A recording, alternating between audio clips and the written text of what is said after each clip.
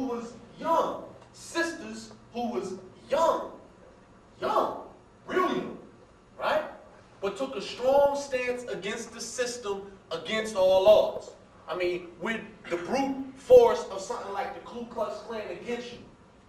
Now here in 2005, how many of y'all know people, or if you're not those people yourself, outside of America, black people, you know, West Indians, continental Africans, something like that, right? And predominantly are Latinos, right? Cape Verdeans, right? Predominantly, the popular thought about African Americans, those blacks who are trapped in the hells of America, right? Is that lazy? They don't do nothing. Why? Because other people can come here and be like, damn, I just got here a year ago, but I own a store today. I got here 3 years ago, but I got a house. And so does everybody in my family. You know, due to a couple of little, you know, different type of work habits, different type of saving and spending habits that, you know, kind of came through that type of culture. But when you look at that, with that popular view of what it means to be black, part of that has to be, well, what do these cats do now? Here you had a generation ago, you had cats who was willing to put their life on the line. Cats who was dying for this, to take just a little step of progress. And now, I think the thought is, for older people, for these people from other places, is that black Americans have had it too good. Black Americans have not dealt with no struggle in the terms of these last 20, 30 years. We kind of gave up the struggle. We gave up the struggle for, you know what I mean? All that, right? So it's like the level of distraction has increased, and all of a sudden, the level of productivity has decreased. Is that a mystery? Do y'all believe in conspiracies?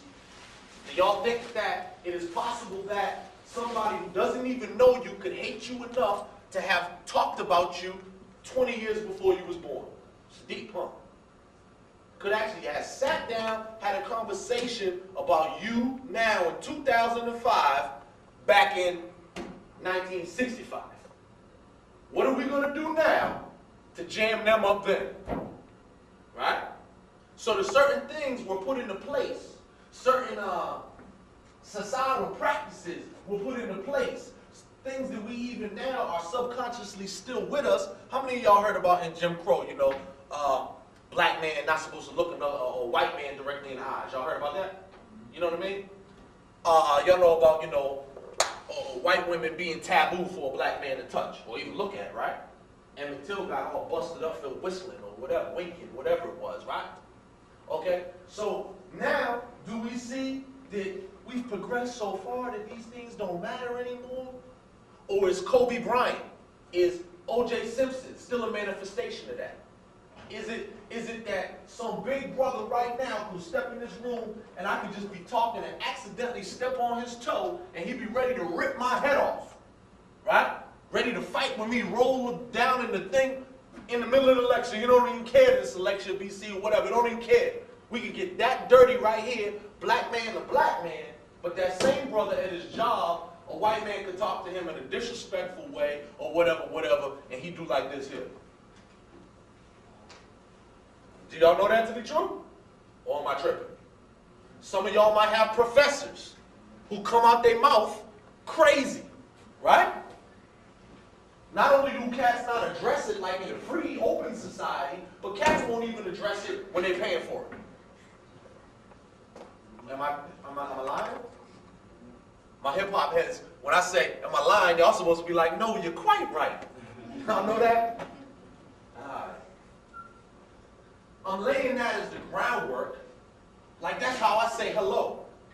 Because a lot of times, wherever I go and speak about these things, it's almost like I'm crazy, right? People be like, why is this brother so angry? Why is he's tripping. He's, you know what I mean? Like it's just outrageous that the black man would have these feelings. But what I deal with a lot of time is common sense and logic. I try to remove a lot of emotion, right? And I try to, as I said before, use like little examples so that we can really see the hypocrisy of it.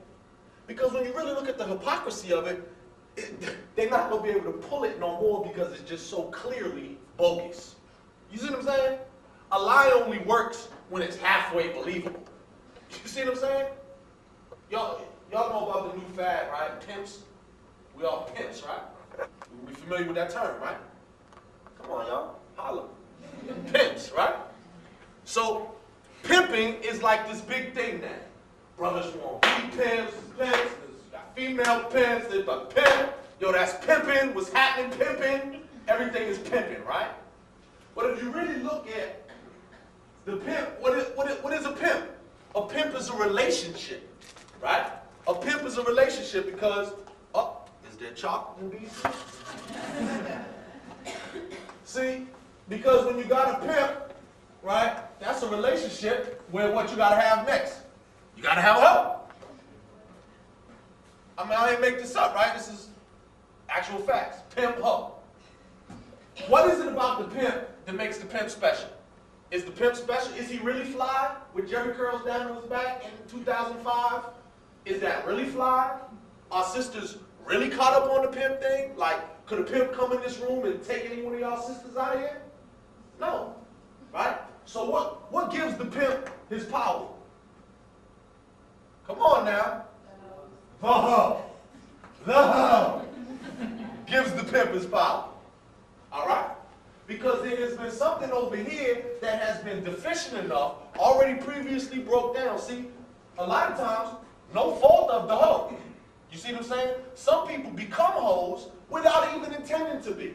It's not a smirch on the character. People are damaged goods.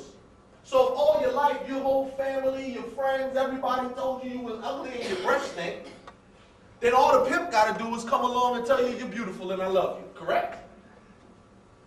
No pimp walks up to a hoe on the first day and says, "Bye, I'll be pimping you now."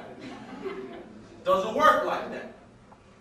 Yes, ma'am. Now, when you talk about pimps and hoes, is this just within the social care factor, how we talk about, or on a deeper level of like pimping and I'm using the basically the slang terminology that we're all familiar with right now to lay a case to basically say that, watch this.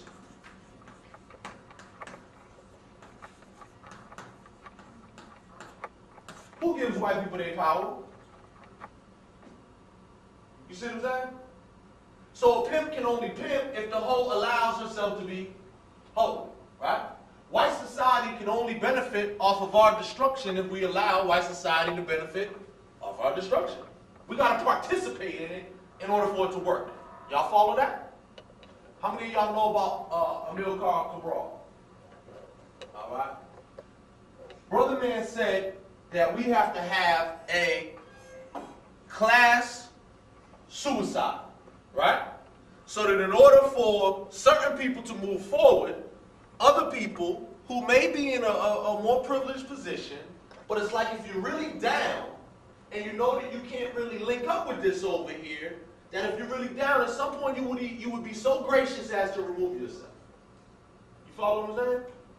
How many of y'all have heard in these terms of revolution where they say, like, you know, y'all familiar with the Last Poets? Okay, so when they say stuff like, die, nigga, die, nigga, die, nigga, die, you know what they're talking about, right? Could you explain it?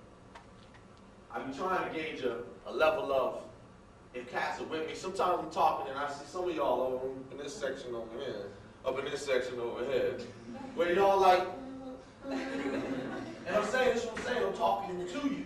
So I hope that when I say stuff like the Last Poets, we can all then go back and forth and say, check. Well, how do we know the Last Poets? If we don't know, if we're not hip to the poetry thing, die, nigga, die, we at least heard, you know, Big E sample, right? So we heard, you know, the revolution will not be televised, at least if it was in a Nike commercial, right?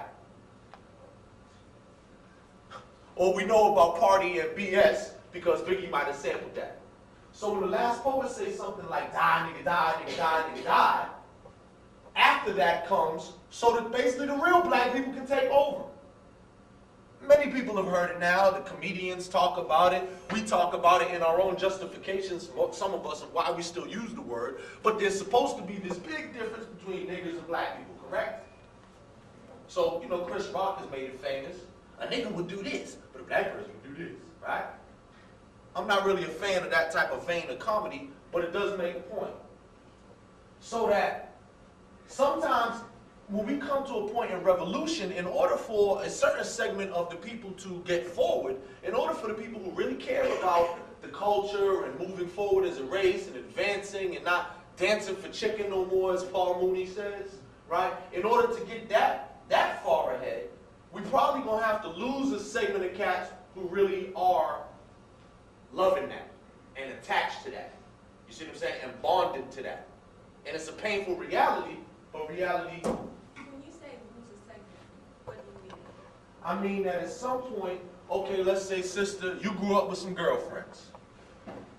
Your girlfriends, back in the day in high school, y'all used to drink Cisco, and y'all used to smoke blunts and go to parties every night. But now, you've come to BC. And not that you're looking down on them for whatever, you know, even though those might not be the wisest and healthiest choices that they could be making, you're not making a character judgment now that your girls who still engage in that are bad and evil and gonna burn in hell and ain't worth nothing and nothing. But you just made a decision for yourself that in order for you to get to the next level, you have to move forward. Now, some people try to juggle and balance those relationships and are successful for a period of time. So you may be able to carry that on for about a year or 2 years or whatever. But at some point, in order to really move forward and in order to really break away and move ahead, you're going to have to sever relationships that confine you in a certain area. So if you were to paint us a picture about what the new Black Panther Party is doing in order to make this happen, and what that vision of making it happen without assuming that anyone here knows, what would you say that was? Now that's when we get into a thing. You're forcing me to jump ahead a little bit, because that's like, this is background to that.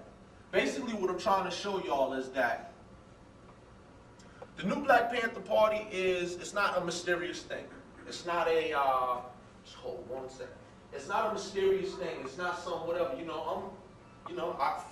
I could be your cousin. You see what I'm saying? I'm just a regular dude from around the way who recognize a lot of the same things that you do.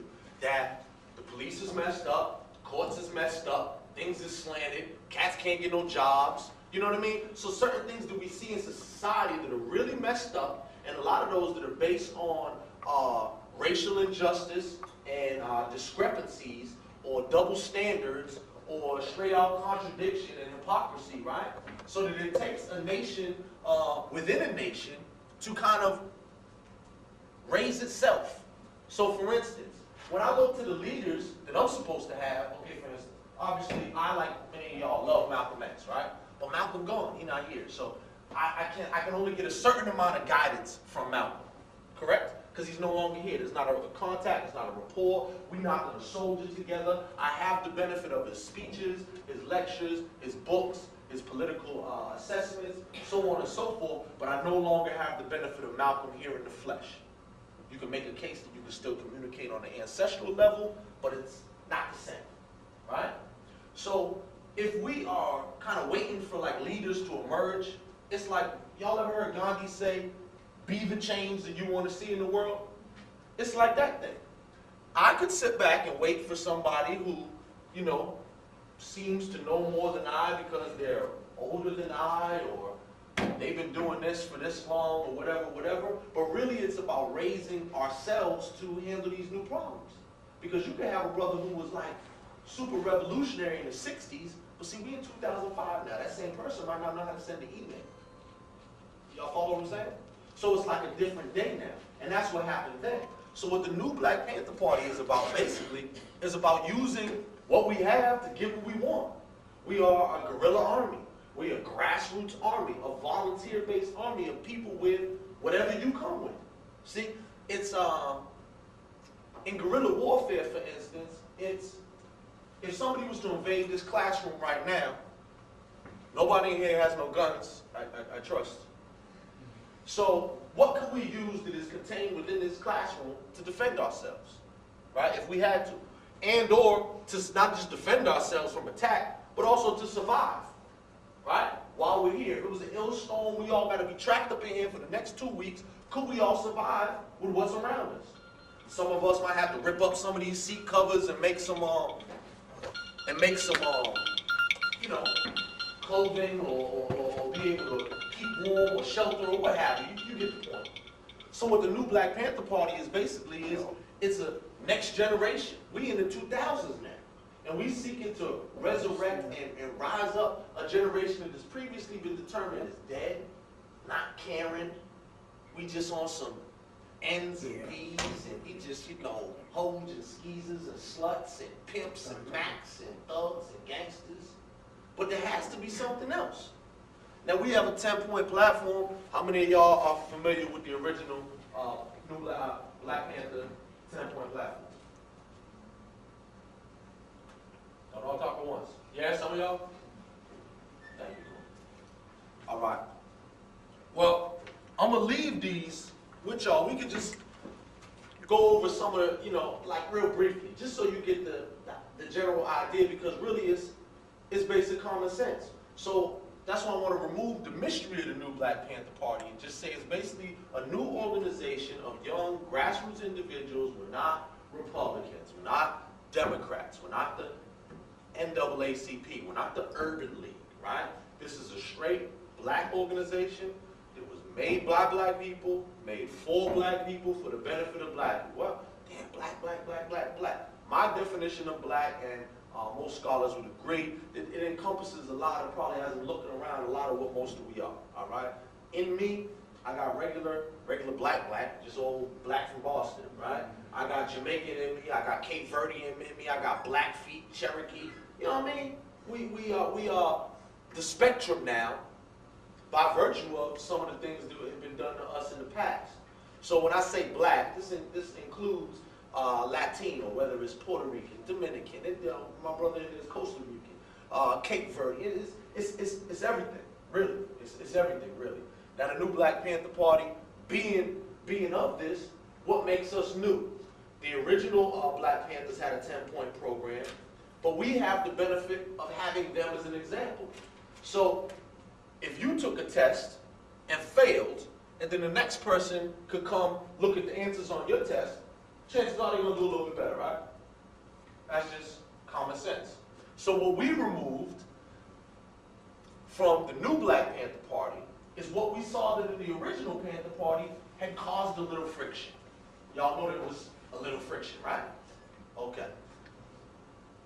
The new the original Black Panther Party, even though you have the stellar example of sisters like Assata Shakur, right? Of Afeni Shakur, right?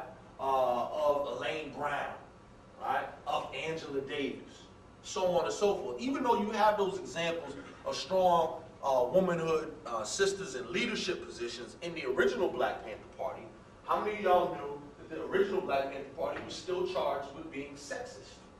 Have y'all heard that before? Okay. So on the one hand, sister, you can have this title, but when we have this rally on Sunday, you're going to be baking the brownies. Because, you know, that's women's job. You know what I mean? So sexism could be slight, it could be subtle.